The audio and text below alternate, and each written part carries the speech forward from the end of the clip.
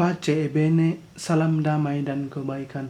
Kembali bersama saya Saudara Alam Saragi dalam renungan singkat.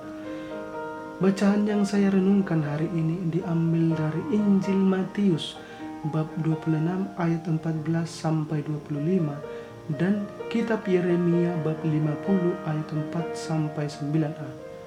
Judul renungan ini adalah setia dalam beriman, jangan menjadi Judas yang lain. Sebelum perjamuan antara Yesus dan murid-muridnya berlangsung, Yudas Iskariot telah menyerahkan Yesus kepada imam-imam kepala dengan 30 uang perak. 30 uang perak ialah jumlah uang yang oleh hukum Taurat ditentukan sebagai ganti rugi seorang budak yang dibunuh. Oleh karena itu, Yudas menghargai Yesus dengan 30 uang perak, yakni seharga seorang budak. Hal ini menunjukkan sifat Yudas yang serakah. Pengkhianatan Yudas dipakai Allah untuk memenuhi rencana keselamatannya. Namun, kendati pun demikian, Yudas tidak akan terlepas dari tanggung jawab atas kematian Yesus. Ketika mereka sedang makan, Yesus menyatakan bahwa salah satu dari antara mereka akan mengkhianati Yesus. Yesus mengutuk hari kelahirannya dengan berkata, "Lebih baik ia tidak dilahirkan." Mengapa harus hari kelahiran? Mengapa tidak mengutuk orang yang melahirkannya? Hal itu dilarang dalam hukum Taurat. Perintah untuk menghormati orang tua adalah perintah yang diarahkan untuk Tuhan, seperti 3 perintah sebelumnya. Karena orang tua menurut orang Yahudi adalah Allah yang kelihatan, maka ketika kita mengutuk orang tua kita juga akan mengutuk Allah. Hukumnya adalah sangat berat. Dalam bacaan pertama dikisahkan tentang hamba Yahweh yang menyampaikan firman Tuhan, namun ia ditolak dan dianiaya, tetapi ia tetap setia melaksanakan tugasnya. Ia digambarkan sebagai orang yang berhikmat, murid Tuhan yang rajin.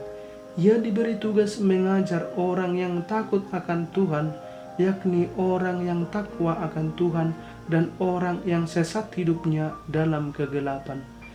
Berkat hati yang tabah dan pertolongan Tuhan, hamba itu menanggung penganiayaan hingga Tuhan menjadikannya jaya. Gambaran murid ini mengingatkan kepada pengakuan Yeremia. Yeremia seperti anak domba jinak yang dibawa untuk disembelih. Namun sekarang Allah membuatnya menjadi tembok berkuku dari tembaga. Seorang murid sejati adalah seorang yang bertahan di hadapan perlawanan tanpa memperhatikan diri. Orang-orang Kristen ternyata memandang kesesuaian antara hamba Yahweh dengan sikap Yesus dalam penderitaannya. Pesannya untuk kita adalah, marilah kita tetap kuat dalam salib kita masing-masing seperti hamba Yahweh tersebut yang rela menderita demi tugas dan keyakinan. Karena kesetiaan dan iman itu, hamba itu dibenarkan oleh Allah. Ia akan diselamatkan dan tak satupun kuasa maupun yang dapat mengalahkannya. Hal itu diungkapkan dengan menjadi tembok berkuku dari tembaga. Kuasa jahat tidak akan dapat mengalahkannya. Dalam derita dan kesulitan, marilah kita tetap berpegang pada iman kita. Jangan menjadi Yudas-Yudas yang lain. Namun seringkali dalam hidup kita menjadi Yudas kecil dan ada juga Yudas yang besar. Tidak jarang kita temukan orang yang menjual iman dan keyakinannya karena harta, popularitas, dan pangkat.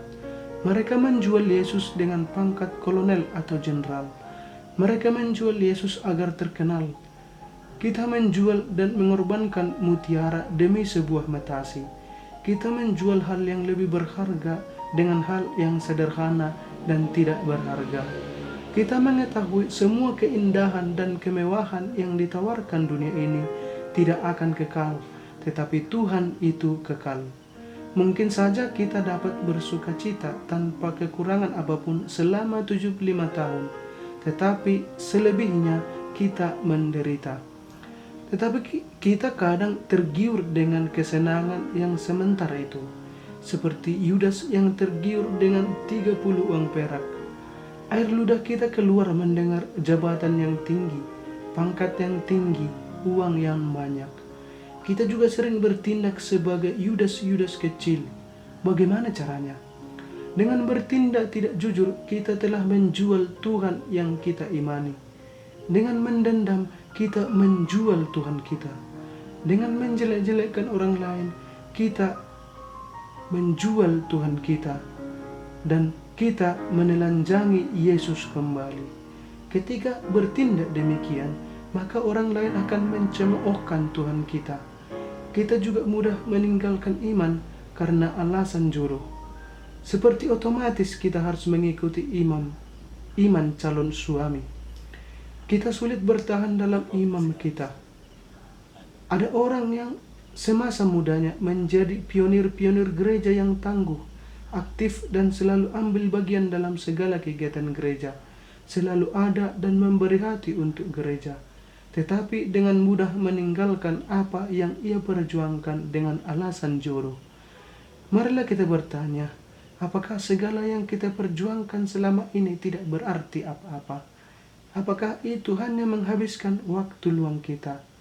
Maka marilah perjuangkan iman kita dan jangan menjadi Judas-Judas yang lain. Semoga pace e bene.